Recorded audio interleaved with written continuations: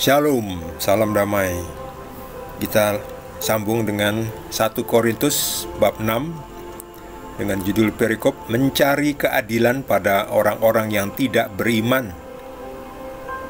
Apakah ada seorang di antara kamu yang jika berselisih dengan orang lain berani mencari keadilan pada orang-orang yang tidak benar dan bukan pada orang-orang kudus? Atau tidak tahukah kamu bahwa orang-orang kudus akan menghakimi dunia? Dan jika penghakiman dunia berada dalam tangan kamu, tidakkah kamu sanggup untuk mengurus perkara-perkara yang tidak berarti? Tidak tahukah kamu bahwa kita akan menghakimi malaikat-malaikat? Jadi, apalagi perkara-perkara biasa dalam hidup kita sehari-hari? Sekalipun demikian, jika kamu harus mengurus perkara-perkara biasa, kamu menyerahkan urusan itu kepada mereka yang tidak berarti dalam jemaat. Hal ini kukatakan untuk memalukan kamu. Tidak adakah seorang di antara kamu yang berhikmat, yang dapat mengurus perkara-perkara dari saudara-saudaranya? Adakah saudara yang satu mencari keadilan terhadap saudara yang lain, dan justru pada orang-orang yang tidak percaya? Adanya saja perkara di antara kamu yang seorang terhadap yang lain telah merupakan kekalahan bagi kamu. Mengapa kamu tidak lebih suka menderita ketidakadilan? Mengapakah kamu tidak lebih suka dirugikan? Tetapi kamu sendiri melakukan ketidakadilan dan kamu sendiri mendatangkan kerugian. Dan hal itu kamu buat terhadap saudara-saudaramu. Atau tidak tahukah kamu bahwa orang-orang yang tidak adil tidak akan mendapat bagian dalam kerajaan Allah? Janganlah sesat. Orang cabul, penyembah berhala, orang berzina, banci, orang pemburit, pencuri, orang kikir, pemabuk, pemfitnah, dan penipu tidak akan mendapat bagian dalam kerajaan Allah. Dan beberapa orang di antara kamu demikianlah dahulu.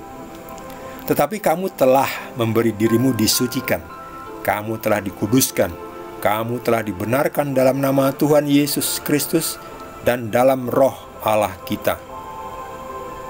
Demikianlah sabda Tuhan.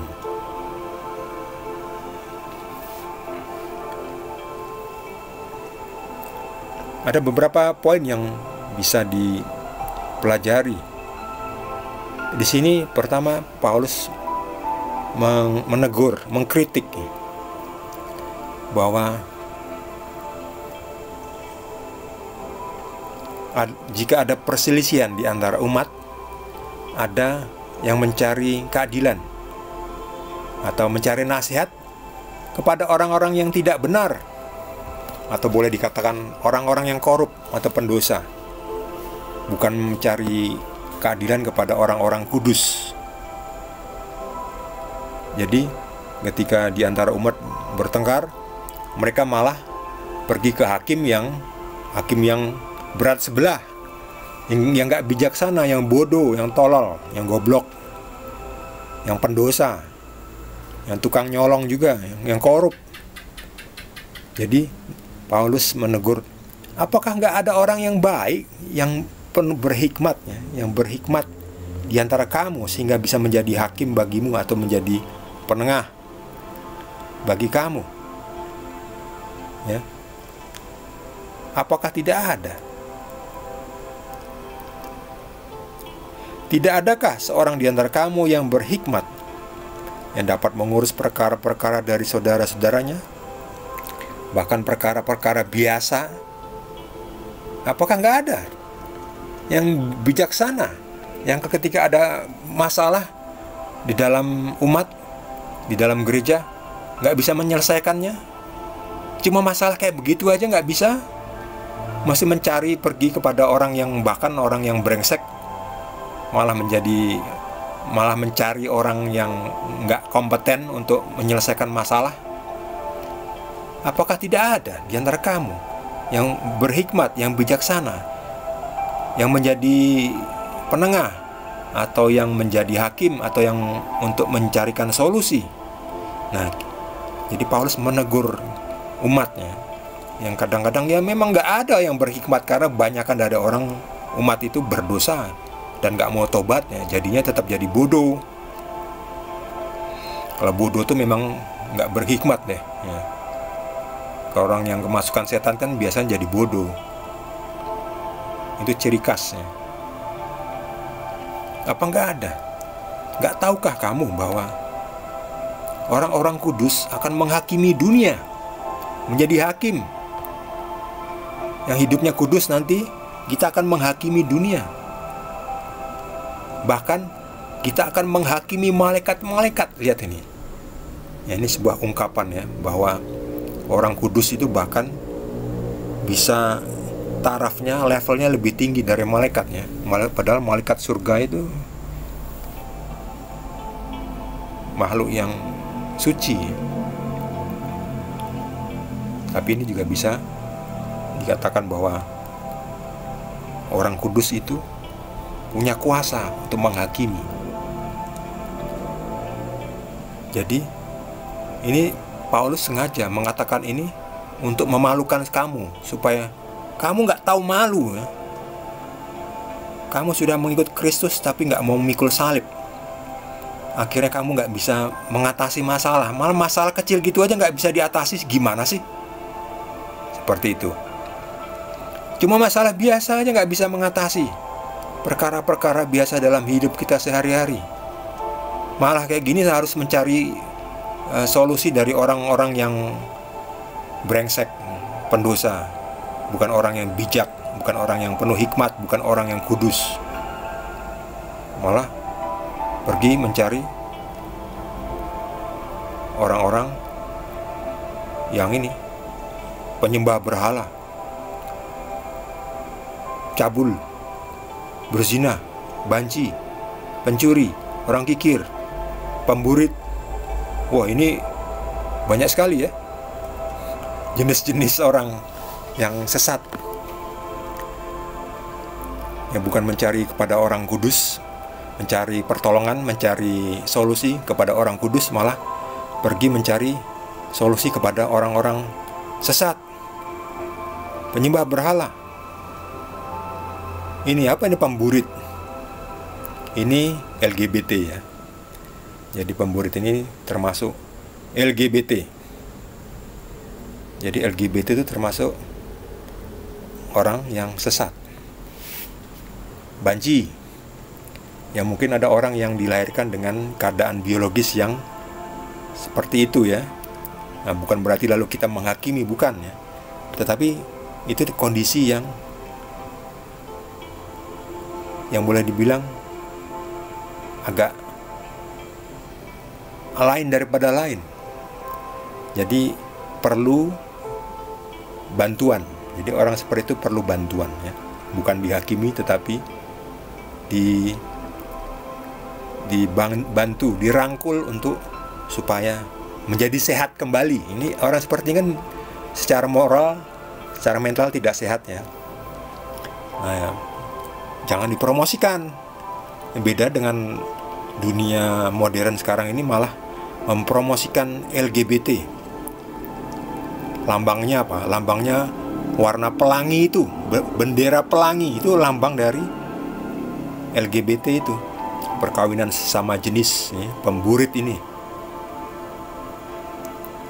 Jadi Paulus sejak 2000 tahun lalu ya, bahkan sebelumnya juga sudah ada ya. Paulus sudah mengatakan janganlah sesat ya, jangan sesat. Apalagi mempromosikan kesesatan. Itu sudah kacau balau, kacau. Ya, sekarang ini ya LGBT dianggap hak azazi.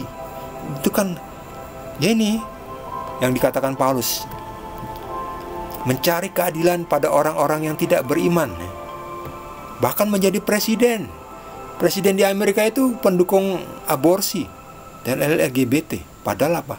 Seorang Katolik. Nah, itu dia. Itu yang perlu ditegur ya. Sebab umat Tuhan juga masih bisa tidak berhikmat, dikatakan ini. Tidak adakah seorang di antara kamu yang berhikmat? Ini ya. Jadi sangat disayangkan ya. Ya, di Amerika, Eropa itu menganggap aborsi ini sebagai hak azazi. Jadi mereka sudah sesat benar. Mereka katakan LGBT itu adalah hak asasi, sampai mereka mempromosikan, membuat show namanya drag queen ya. Drag queen itu show banji itu di depan anak-anak yang masih innocent, yang masih murni, merusak mental mereka. Itu kan udah benar-benar kurang ajar ya, nggak beradab. Ini nih, jangan sesat.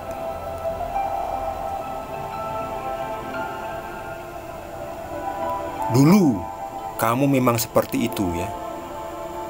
Beberapa orang di antara kamu demikianlah dahulu. Dahulu memang seperti itu, sesat. Ini berzina, penyembah berhala, pemburit, LGBT, perkawinan sesama jenis, pencuri, koruptor, penipu, pelit, orang kikir, mabuk, pemfitnah. Wih, banyak banget.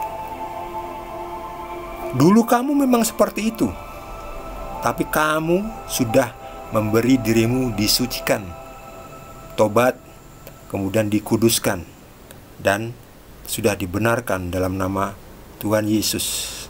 Jadi jaga itu, jaga jiwa kita, roh kita yang sudah diselamatkan. Jangan lagi kembali ke kubangan lumpur lama, menoleh ke belakang, kembali ke masa lalu. Masa lalu yang hancur-hancuran ya, sesat-sesatan. Jadi jangan lagi seperti itu. Kita sekarang mencari keadilan kepada orang kudus. Jangan lagi mencari keadilan kepada orang-orang yang tidak benar, orang-orang yang ngawur. Sebab orang-orang kudus akan menghakimi dunia. Bagi saudara yang mendapatkan tambahan pencerahan dari Tuhan Yesus, boleh juga berbagi dengan kita. Yang belum subscribe, jangan lupa di subscribe dan juga di like. Kita akan lanjutkan dengan perikop berikutnya, masih dari surat Rasul Paulus kepada umat di Korintus yang pertama. Terima kasih. Tuhan Yesus berkati kita semua.